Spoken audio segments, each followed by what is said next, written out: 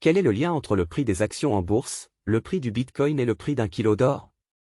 Le kilo d'or à 64 000 €, ce qui est un niveau historique très élevé, selon Laurent Schwartz, président du comptoir national de l'or. Lorsque l'indice de risque géopolitique augmente, le prix de l'or augmente. Ne pourrions pas nous dire que l'entrée du Bitcoin en bourse par l'ETF le classe actuellement parmi les valeurs refuges au même titre que l'or? Ne pourrions pas nous dire que cet ETF Bitcoin a permis aux institutions financières qui se sont battues pendant 2 ans pour introduire le Bitcoin en bourse sous couvert d'un ETF, n'avaient pas envisagé de s'offrir une deuxième valeur qui soit semblable à la valeur de l'or? Totalement détachée d'une gouvernance centrale d'un État, ayant un cours mondial, non manipulable?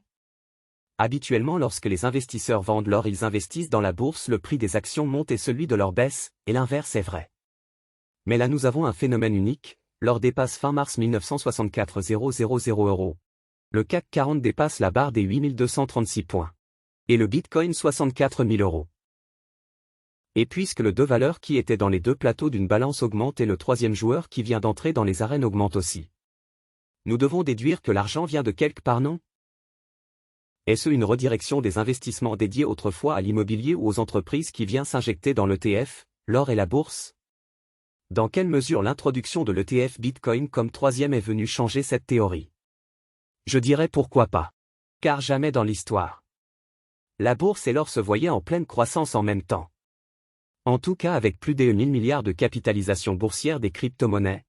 Si nous ne pouvons pas encore dire que cela va changer l'équilibre économique mondial. Mais nous pouvons être certains qu'il y a forcément un effet réel que nous n'avons pas encore mesuré. Suivez notre newsletter sur youcem.fr.